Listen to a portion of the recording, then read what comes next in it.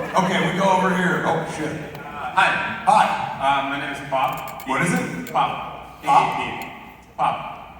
Like soda pop. Pop! Is that right? Yeah. Give it up for Pop. Pop's next. Pop! I'm from Russia, St. Petersburg, and we were watching your movies when we were like 13 on a loop, and like we know all your like songs like in Russian, like I remember all of them. Watching Jane, Silent Bob for me is like every time I'm depressed, I just watch it and I feel better. But is that because you don't understand English that well? unfortunately, I do, and it made it worse. Oh, Pop, that hurt. But actually, I experienced the last part of new Clerks very recently, and I never cried because of that. And I was bawling when I saw the word funeral. And now you make me happy every time I'm depressed, and you also give me another gift. You gave me a gift of, now you help me cry when I need to.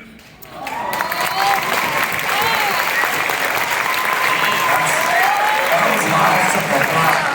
was my aimless time, Pop. Like, you really wanted your tears. I was the tear hunter on this movie. I was like, I'll give them the last that they're coming for, but I want their fucking tears. That's how I'm paying.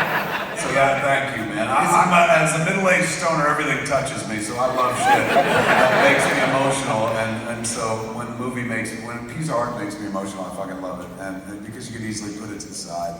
You know, it's not like, I've lost a loved one and that's why I'm crying. You know, something happens to some fake people and shit like that, but somehow is a mirrored reflection of some portions of your life, and hopefully it makes you go like, oh, I want to go forward, make some changes, do something that helps you become a little bit better in some weird way. That to me is like all I'm interested in doing now. I know some people are just like, ew, he's gone so soft in his old age, but when I was a kid, I had like new things to tell you, like, ooh, let me tell you about snowballing, man. You don't need me for that anymore. You got the internet. The internet came along and I can tell you way better words than that and fucking showed you categories for it on Pornhub. So, you don't need me for that anymore, man. And the older I get, I'm not much useful for other things in this business. This is a young person's business. They need young, fresh perspectives, and I'm an old person who keeps making the same movie over and over again. But the one gift that I can bring to the table is the passage of time and wisdom, things I've learned and stuff. And that's like George, said in his book, while they're open to suggestion, while they're laughing and stuff, you can pop an idea in there. And the idea that I wanted to give you, other than, let's make them laugh and show them the closure of this big story and stuff. The idea is to remind you that like time is running out. If you got some shit to do, get it done. None of us are getting fucking younger, and no tomorrow is promised. So, hopefully everyone walks out of here like the lady before who was just like, oh my God, I want to go write something and shit. Yes. Like, I'm not saying like it should make you want to make a movie. If that's your thing, by all means. But it should make you remember that thing that you put aside because you were like, well, I'll get to it. There's time. There is no fucking time. Take it from the guy who almost died. Start working on that thing that you've always been kind of going like, I'll get to it. There's no time left. Get to it now. Try it. Doesn't even have to succeed. Just give it a fucking shot. Don't fucking wait. Back to you, Bob. Hey, is the motherfucker said blow, sicko, blow, right? Something? Well, how do you say motherfucker? Сука твой, блядь,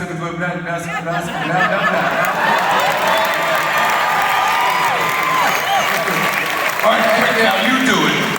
Well, I was just in childhood, trust me. A gentleman from Russia sent me a video, and he wanted me to do the song, and I was trying to learn it so bad, and I thought I remember it being similar to blow, sicko, blow. It's, normally most stories that begin with a guy from Russia sent me a video, doesn't it?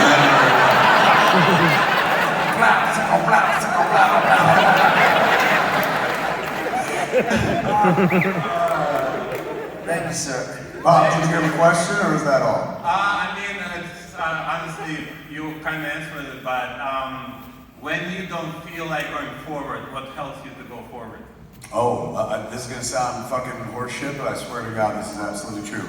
it's you, Pop. Oh, here we go. It was breathing, man. Like the idea that I can share one more fucking story with you. Like, you know, this is the best of all possible fucking jobs.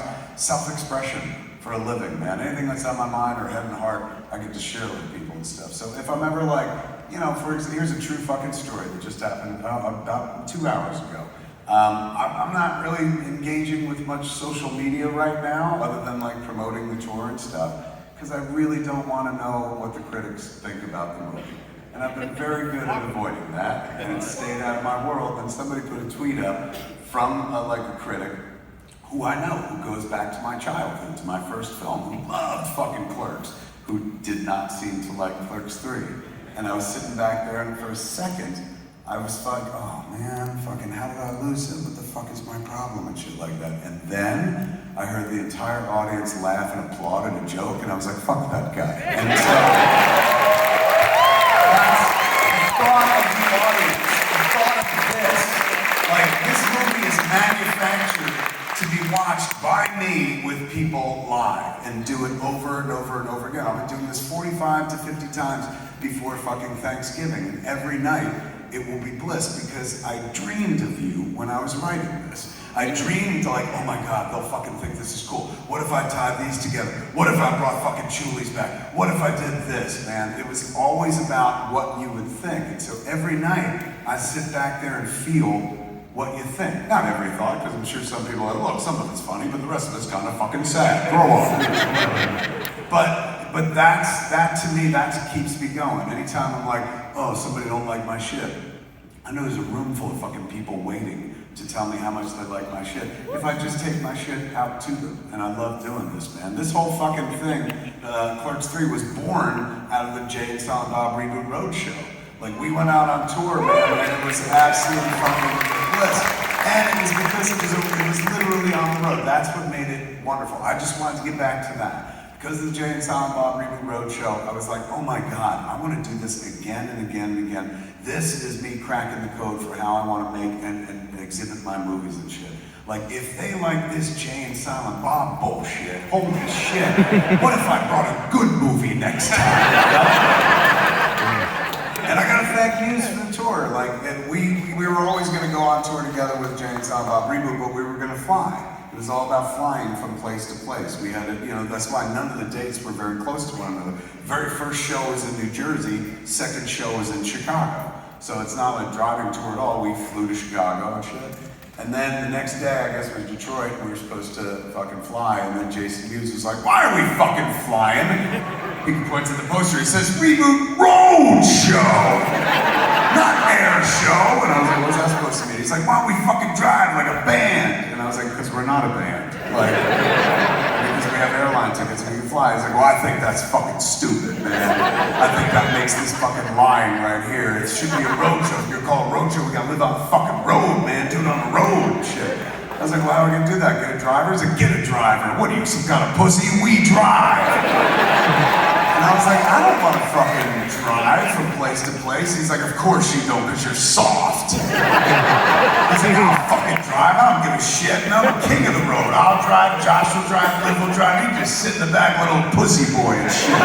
We'll drive your director ass all over the place. He's going, but think about it. If we're going to the airport right now, it's an hour to get to the airport, then it's an hour to wait for the flight. Then it's about an hour and a half to get to the place. That's an hour to wait for our bag to get back to the hotel, man. That's like fucking 4 hours, 5 hours. We could drive there and be there in 6. It's even better. I was like, I don't think your math checks out at all. I was like, fucking do this with me, man. I made the movie with you. You do this with me. We do the fucking road show on the road. And I was like, all right, we're gonna drive. Let's fucking do it. We rented a fucking car, made our plot for how we were gonna do this for the next fucking like month and shit, and prepared to drive. The thing about Jason is the moment he gets into a car, quite like an infant, he falls asleep. And so for 65 shows of the Jay and Silent Bob Reboot Roadshow tour, he never drove once.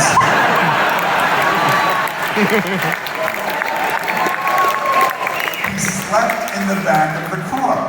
I would be driving, he would be sitting behind me, just laying his face against the window, drooling down the fucking window and shit. And people would drive past us. I'd be sitting there bitterly driving, like, you piece of shit. People would pass us and they'd be like, holy shit, it's them! I thought the drooly one would drive. And they fucking take off. So I had a lot of time to drive the thing. And what I was thinking was this. I was thinking of like, oh my God, I just want to get back here. Like I want to do this again, this tour, but with Clerks 3, a movie I've been trying to make for 10 years. Now I can see light at the end of the tunnel. I'm gonna make it happen by hook or by crook. I gotta get back here. In fact, I'm gonna get back here next year. This is 2020. In 2021, we're gonna tour Clerks 3 and shit. And then COVID happened. So we couldn't do that. Good news is this, after Jay and Silent Bob, this is where you come in handy as well, Pop. After Jay and Silent Bob reboot came out on home video, Lionsgate had our DVD and our Blu-ray. They didn't distribute the movie, Saban did here, and Universal did overseas. They had home video. After our home video run was more or less done, not just streaming, but actual DVDs and Blu-rays, they called up our producer, Liz Destro, to be like, we sold so many fucking Blu-rays and DVDs of this Jay and Silent Bob bullshit. They're like, the fan base, they actually buy fucking DVDs. It was a sizable fucking number, enough for a studio to call up and be like, well fucking done. And they were like, look, if you have any more of this Jay and Silent Bob bullshit under fucking $8 million, we'll fucking make it in a heartbeat. I was like, I have lots of this Jay and Silent Bob bullshit.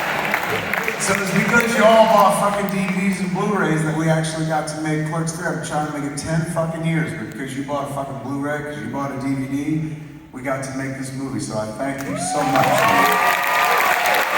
All right, Rob, we can go over here.